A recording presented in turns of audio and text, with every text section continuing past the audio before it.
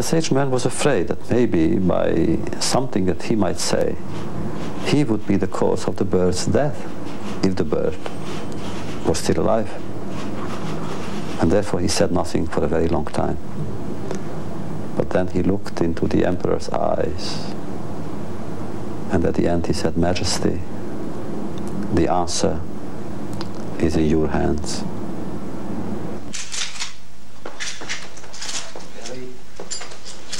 Maybe you could use a phone there.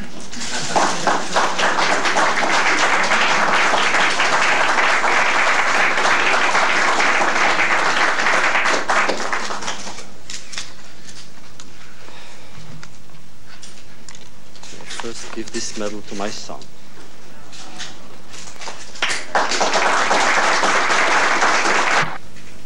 What can I do? I belong to a traumatized generation. And to us, as to you, symbols are important. And furthermore, following our ancient tradition, and we are speaking about Jewish heritage, our tradition commands us, quote, to speak truth to power. So may I speak to you, Mr. President, with respect and admiration of the events that happened. We have met 4 or 5 times, and each time I came away enriched. For I know of your commitment to humanity, and therefore I am convinced, as you have told us earlier when we spoke, that you were not aware of the presence of SS graves in the Bitburg Cemetery. Of course you didn't know. But now we all are aware. May I, Mr. President, if it's possible at all, implore you to do something else, to find a way, to find another way, another site. That place, Mr. President, is not your place. Your place is with the victims of the SS. Oh, we know there are political and strategic reasons. But this issue, as all issues related to that awesome event, transcends politics and diplomacy. The issue here is not politics, but good and evil. And we must never confuse them, for I have seen the SS at work. And I have seen their victims. They were my friends, they were my parents. Mr. President, there was a degree of suffering and loneliness in the concentration camps that defies imagination. Cut off from the world, with no refuge anywhere, sons watched helplessly their fathers being beaten to death. Mothers watched their children die of hunger. And then there was Mengele and his selections. Terror, fear, isolation, torture, gas chambers, flames rising to the heavens. But, Mr. President, I know and I understand, we all do, that you seek reconciliation. And so do I, so do we. And I too wish to attain true reconciliation with the German people. I do not believe in collective guilt, nor in collective responsibility. Only the killers were guilty. Their sons and daughters are not. And I believe, Mr. President, that we can and we must work together with them and with all people. And we must work to bring peace and understanding to a tormented world that, as you know, is still awaiting redemption.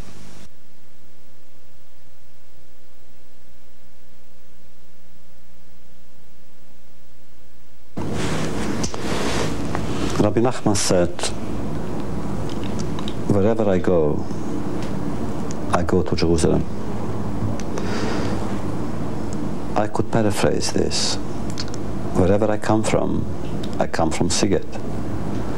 And wherever I go, I too go to Jerusalem. Except there was Jerusalem in Siget, and there is Siget in Jerusalem. When I was a child, Jerusalem was so close to me. I knew it so well that when later I came to Jerusalem, I had a feeling I had been there before. From my dreams, from my prayers, from my studies, I knew every single street in Jerusalem. I knew the color of the sky. I knew the quality of silence at midnight. But later, when I came to Jerusalem, I remembered Sziged with so much vigor and force that I had the feeling that Sziged was there. Why? Maybe because Sziged would not have survived even a day without the dream of Jerusalem. And maybe because Jerusalem's dream encompasses all the Szigeds of all over Europe, where Jews, young and old, try to dream of fire and peace in a world that was so insecure, in a world that was so full of hatred, in a world that was so much against Jewish dreams. So who is the Jewish boy that I used to be? That Jewish boy was a bridge between a small place called Sziged and an eternal city called Jerusalem.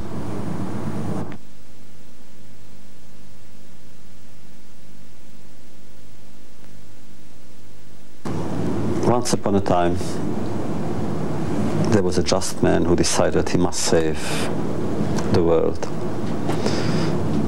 And therefore he decided he will first of all save the most sinful of all cities in the world. And that city was Sodom. He was young, energetic, he had imagination, he had courage. He thought he knew how to go about it. He came to Sodom and he went around the city from marketplace to marketplace, from school to school, from gathering place to gathering place, with his picket saying, men and women and children too, do not steal, do not kill, do not be hypocrites, do not be selfish, do not. In the beginning, people looked at him and listened even. They were amused because how many just men happened to come to Sodom. It wasn't such a nice place, nor was it such an appealing place. It was even a dangerous place for a just man. So they looked at him, but after a while they stopped looking and they stopped listening. Still he went on shouting, reminding people to be human. Many, many years later, he was stopped by a child in the street, and the child said, "Poor stranger, poor teacher, why are you doing all this? Don't you see it's useless?" "Yes," said the old man. "Then why do you continue?" "I'll tell you," said the old man. "In the beginning I was convinced that if I were to shout loud enough, I would manage to change them. And now I know I will never change them. But if I continue shouting louder and louder with all my passion, with all my strength, it is because I don't want them to change me."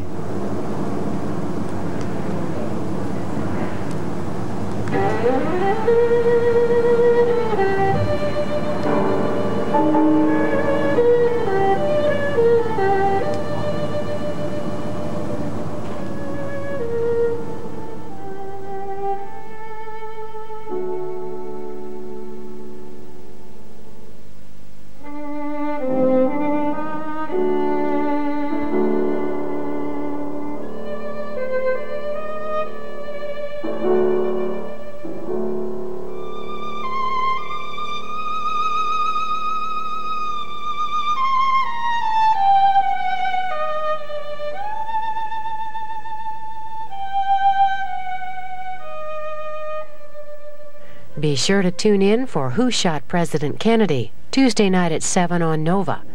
Now stay tuned for A World of Ideas with Bill Moyers.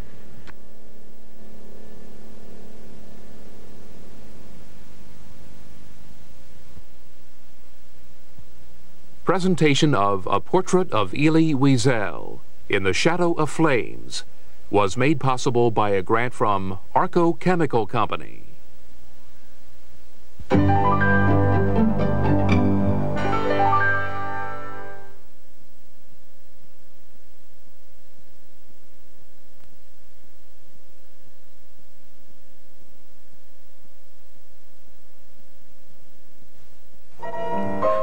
I'm Thomas Gubeck. A sensational whodunit is coming your way tonight on silver screen.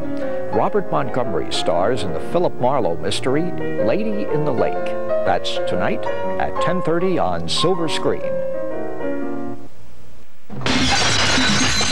Next, on Mystery, Sherlock Holmes risks his life in what he calls his strangest case. The Devil's Foot. Next, on Mystery. This is a matter of some emergency. On 12, Thursday night at 9. Those are our secrets he's been fooling with as well as yours. We have some very heavy questions to put to him, and some fine people trained to do it. This week on Masterpiece Theater, Pym forms a close and dangerous alliance with the Americans. Pym gets to know an awful lot of what's supposed to be secret in this country. Very secret. An extraordinary journey of treachery. A perfect spy. This week on Masterpiece Theater. TV worth watching, Sunday night at 8.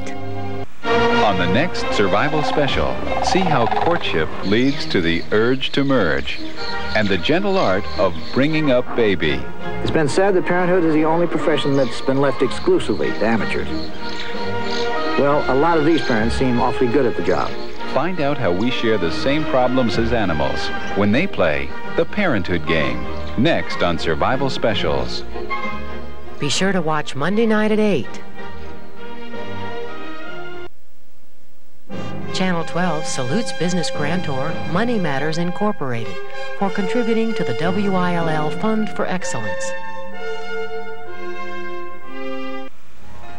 In June of 1942, Japan invaded Alaska and took Attu and Kiska in the windswept Aleutian Islands. Never since the War of 1812 had an invading army taken ground on the American home front. World War II changed Alaska, for better, for worse, forever. Here, weather and terrain took more casualties and equipment than the enemy. Join us Monday night at 9.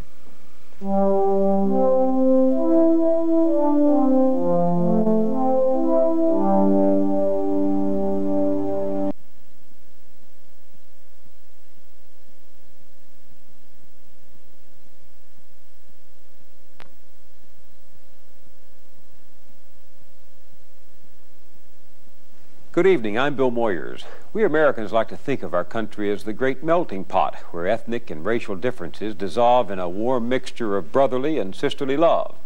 But as we all know, the reality is rather different.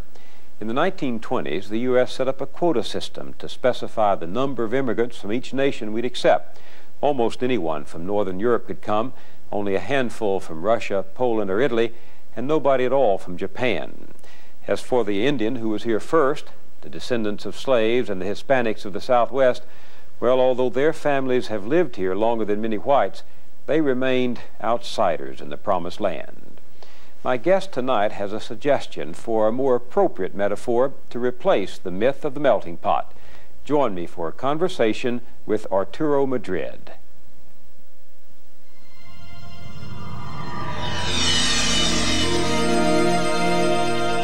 This program is made possible by a grant from the John D. and Catherine T. MacArthur Foundation. A World of Ideas with Bill Moyers. Arturo Madrid's ancestors made a home on American soil before the Mayflower landed. But strangers still ask him, "And where are you from?" Tired of always being perceived as the other, he has devoted himself to challenging the stereotypes that keep Hispanics outside the mainstream of American life. Born and raised in a small mountain village in New Mexico, he pursued a career in education. He's taught and held administrative posts at Dartmouth, the University of California, San Diego, and the University of Minnesota. Since 1985, Dr. Madrid has been president of the Tomas Rivera Center affiliated with the Claremont Graduate School in California. The institute is one of the first in the United States to focus on issues and policies affecting the Latino community. That's where we talked. You said on another occasion that you'd spent most of your adult life trying to explain who you are not. In what sense? Well, what happens is that people look at me, find out what my name is, and find out what my profession is. I was trained to be a professor of Spanish, and somehow I am no longer part of their mental set. That is, I'm not part of an American reality that they know, and so surely I must be from somewhere else, Latin America, Spain, wherever. So what I have to explain is that I'm American, and then I have to explain that my parents aren't first generation, nor that my grandparents are first generation. I have to explain that, in fact, my ancestors have lived here for a long time. So in that sense, I have to explain that I'm not somebody from some other country who's immigrated to the United States. That's what I mean by explaining who I am not.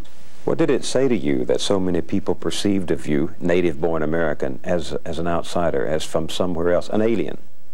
Well, it was problematical for me because that was not part of my experience.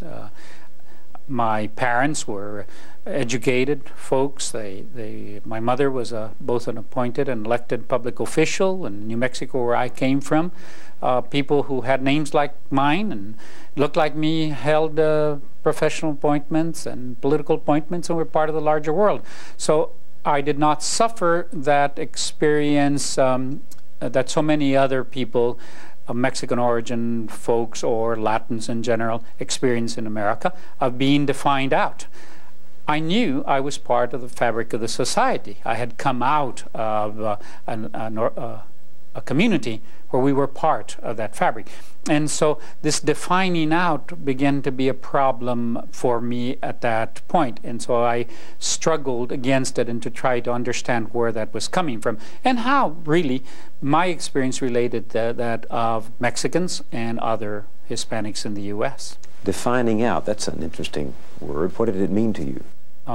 It meant that by virtue of the fact that my name was not Smith or Jones, that somehow my presence had no validity in the American nation, in American institutional life. That somehow what I had experienced, what my family and the people around me had experienced was marginal to what took place in the larger society. That is, that we were not seen as part of the American nation, but somehow an accretion to the American nation or some way of an addition that was not really valid. We were somehow not Americans, we were Mexican. When did you begin to feel that you were the other? That was most acute for me two places. One was school, where we had a sense of what that larger reality was, and the other one was church. Because there were two kinds of churches. There was the American church, and then there was a Spanish church. And we belonged to the Spanish church. And although there was, in some of the communities where my parents lived, there was no Spanish church, and we went to the American church, still in all we knew that our rightful place was in the other church, not in the American church. Why did you know that? Because there was nobody else like us in that church. And because it was something you felt very much. That you were. Did you feel you were not wanted in the other church? Not so much not wanted as more tolerated than anything else. There was clearly a space for us, a space that my parents and my grandparents had made for us, but certainly it was not a comfortable space. That's not to say that there weren't young people and older people in that church that did not make us feel comfortable, but there were other people who clearly were not comfortable with us being there and who projected that upon us. What does it make you feel to be? I've never been an outsider. I grew up in a culture in East Texas where I belonged. What happens to you when you're made to feel like you're the other? It makes you angry, certainly. But I would say that it does some other things as well. It makes you resentful of the experience of other people around you and the opportunities they have, which you begin to realize you can't have. It certainly makes you determined. It makes you work very hard. But let me say that I think that there are many responses to being defined out. In some cases, people fight against being defined out. In some cases, people accept it.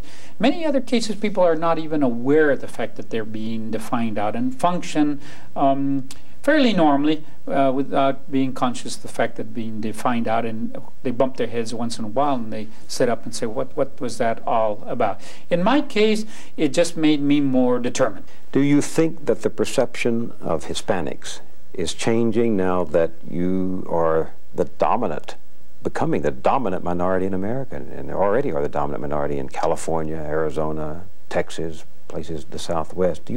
How do you think Hispanics are perceived now by the public at large? Yes and no. It's changed, to go back to your original question. But some of the mindsets that have historically obtained continue to obtain today.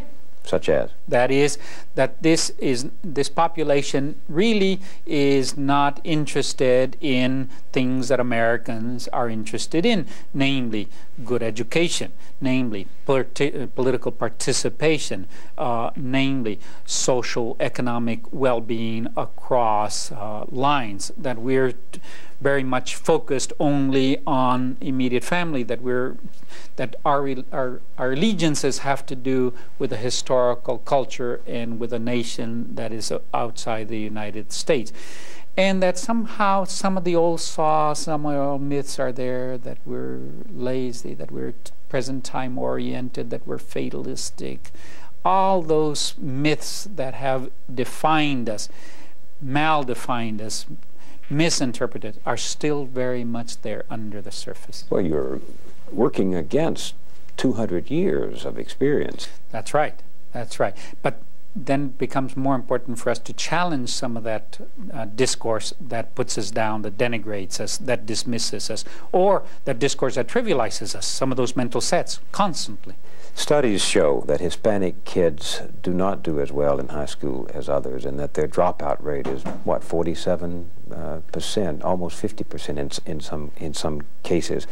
And there is the stereotype, as you suggested, that the Hispanic community in general doesn't expect very much from its kids, or expect their kids to get very much from education. Why is this so? Well, I think that we have to look at the situation historically.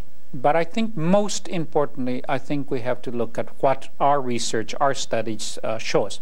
And what our studies show us is that Latino parents have very, very high aspirations for their children with respect to the educational process and with respect to employment and economic well-being. And that the children share those very high aspirations, that they want to do well in school, they want to get ahead in school, they want good jobs, they want to do well economically. But that their expectations, both parental expectations and the expectation of the children, are not very high.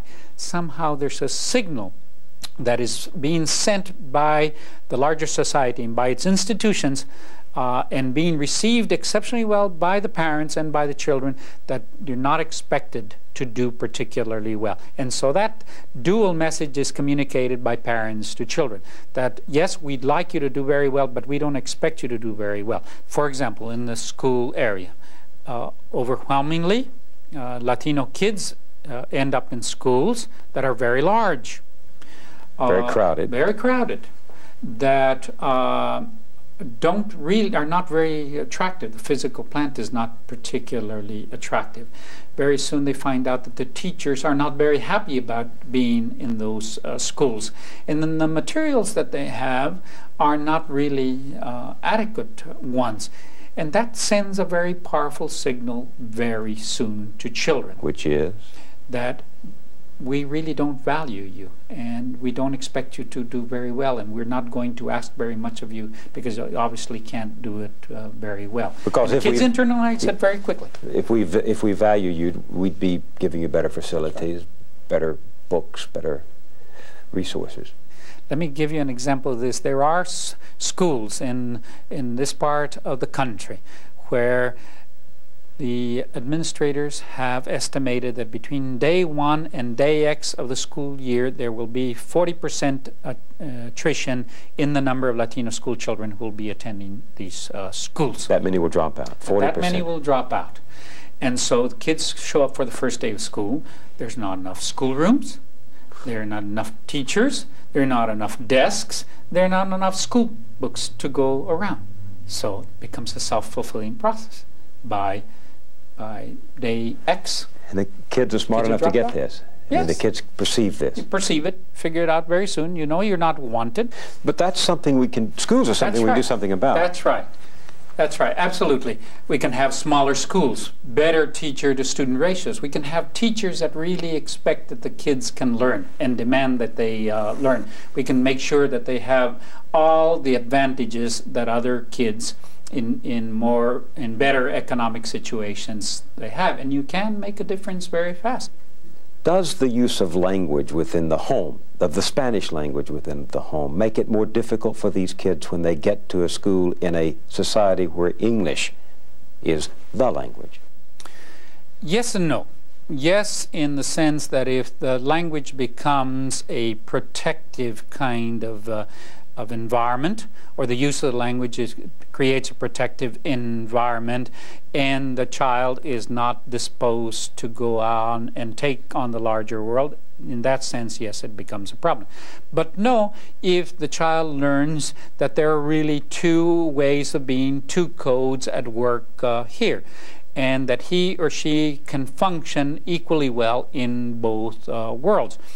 Let me tell you what is my normal experience in this regard, mainly because it is one of those issues that comes up regularly. Very big issue now, bilingual education. When people meet me, as I said earlier, when they find out what my name is, when they find out what I do, inevitably I get asked, Dr. Madrid, what do you think about bilingual education? And my response to that is, gee, I don't think you're interested in finding out what I think about bilingual education. I think you're interested in telling me what you think about bilingual education. And I'm not interested in what you think about bilingual education, because that's really not the issue. It's not? No, I said the real issue is literacy. I say, and did you know that there were approximately 25 million illiterates in the United States today? And that the overwhelming majority of those folks are monolingual English speakers? Meaning? The issue is not bilingual education. The issue is not Spanish dominant or English dominant or Chinese dominant. The issue is whether you are a literate person. And people who are literate in one language can become literate in another language very fast. The issue is, do you communicate that literacy is important? Do you communicate that it's important to learn how to learn on a constant basis? And do you communicate that using the language in a variety of ways is much more important than whether you are monolingual English speaker? If you use bilingual education in America's schools, it's mainly to move children from their home language to English. And there's precious little reinforcement of the home language. There are some schools where that in fact does take place, and where in fact it's very effective. And that has to do with homes where children are beginning to be literate in the home language and are taught to be literate in English at school. But for the most part, most kids do not become literate in the language of the home. They become literate in English, if at all. There are Hispanics like Richard Rodriguez who oppose bilingual education because they say that English is the one public language in this country, and that if kids are going to go out into that world and do what Arturo Madrid did, they've got to function in that public language. It may not be desirable, but it's necessary because that's the way this country is set up. There's only one language. What's your response to that? My response to that is that Richard Rodriguez is putting up a straw man and using that straw man to flail a means of addressing the real issue, which is to make people literate, which is to empower people, which is to give them a public voice. Bilingual education is only a means to an end. It's not an end in itself. And the end is? And the end is literacy and empowerment and public participation. That is, participation in the larger life of the society. If I have a public voice, It's not because simply I'm a literate person, but because I feel that it's necessary, important for me to participate in the larger life of society, and because I've found ways to get the larger society to listen to me. I become stronger, I become more compelling, my voice becomes more compelling because I can draw onto different experiences, onto different traditions, onto different cultures, onto ways of knowing and being. If I were to be denied one or the other, I do not think my voice would be as strong and I would not feel as empowered. No, but the public voice you have used to become the leader you are in this field is English. Yes, but I and can... you want all those other little madrids coming along to do the same, don't you? But I can speak to the two communities, and that's my principal point, that if I need to, I can speak to the two communities, and I'm sensitive to the tensions, to the dynamics that obtain in those cases. Yes, my public voice is an English voice, and I want everybody to speak English. That is not the issue. But English alone is not enough. Literacy is important. Empowerment is important. That is a sense of participating in the larger life of the society. And I keep using that phrase over and over again, but I mean feeling that your vote means a difference, feeling that you have the same protections, legal protections that everybody else does, feeling that you have similar economic opportunities, feeling that you can go into a space in America and be treated appropriately. That is as important as speaking English. Speaking English in and by itself only is a first step. And I will not back away from the importance of English, but I will not back away also from the larger feeling of empowerment that is necessary for people to be able to get a public voice.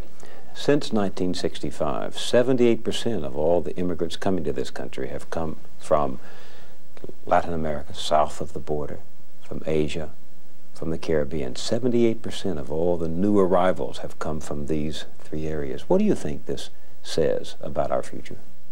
Well, first of all, what it says about our present is that we have to start dealing with our population in a very different way than we have historically. That is, we can't write off the human resources anymore. We have to take advantage of the human resources that we have. Namely, you can't just put 20% of the population on welfare. You can't put another 30% of the population on unemployment. Every person matters. To the extent that we turn our backs on the new immigrants and on the populations that have been here for a long time but who have never participated fully, to the extent that we do that, we mortgage our future.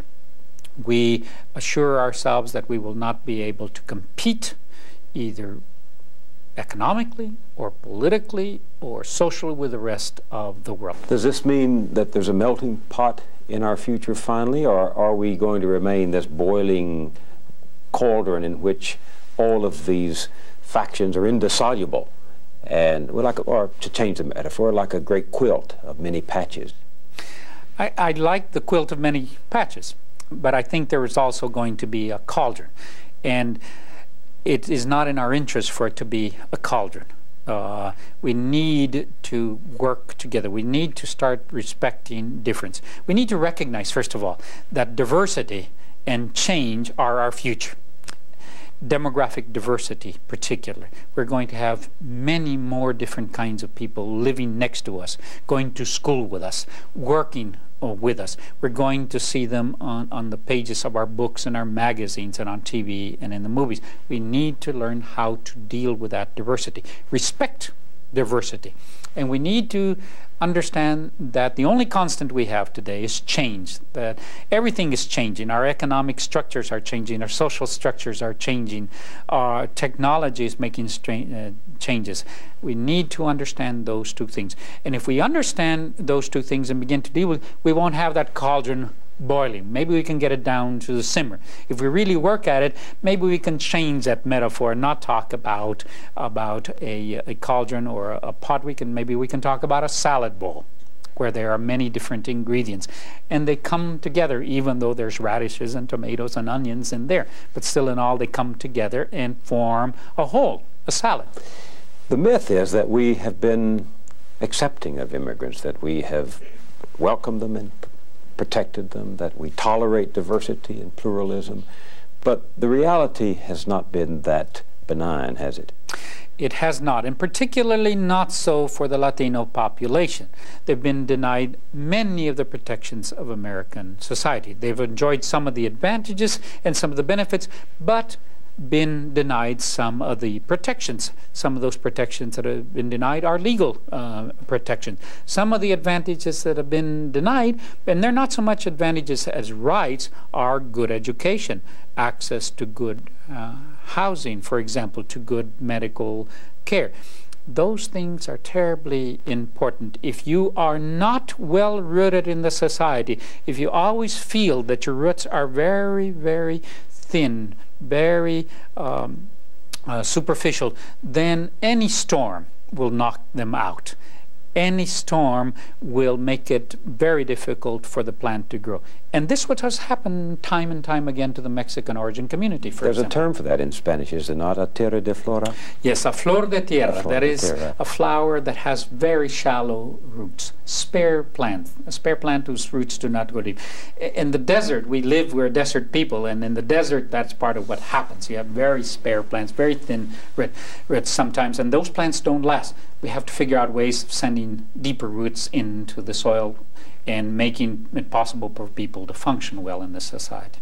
Well, there's a story that illustrates the possibility of that. It's about your grandmother. You know the story I'm talking about? Yes. Tell me that story. Yes. Well, my grandmother at the beginning of the 20th century and her family decided they were going to leave their small mountain village in the Sangre de Cristo Mountains in northern New Mexico and move down to the valley, the Rio Grande Valley. It's not your valley, it's not the lower Rio Grande Valley, it's the upper Rio Grande Valley of New Mexico. It's a more temperate climate, there was a better land there, and they had a sense that the future would be better. My grandmother, being a very religious person, went to her pastor to ask his blessing as she decided, as she moved her family to the valley. And the pastor said, well, of course, but I want you to promise something to me before you leave. And she said, what is that? And he said, I want you to promise me that you're going to go to church when you get to the valley. And she says, well, yes, of course I will, but why do you ask? And he said, because in the valley there is not a Spanish church, there's only an American church.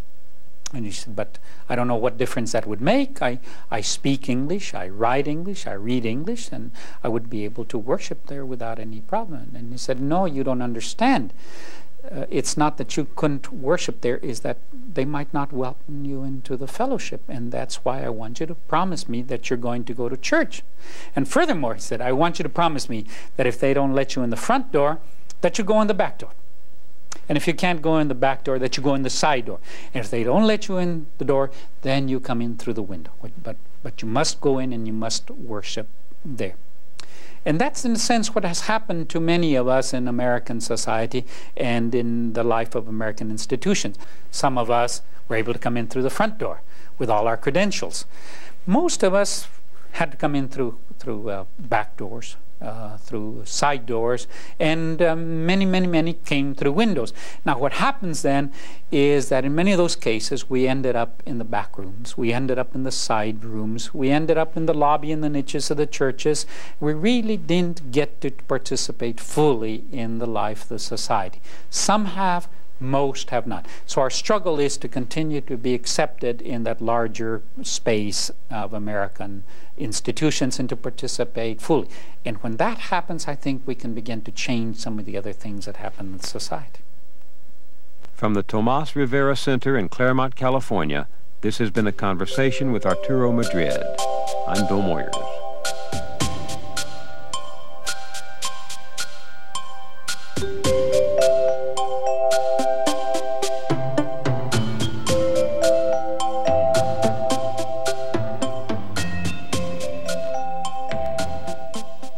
Watch Who Shot President Kennedy Tuesday night at 7 on Nova. Lady in the Lake is next on Silver Screen.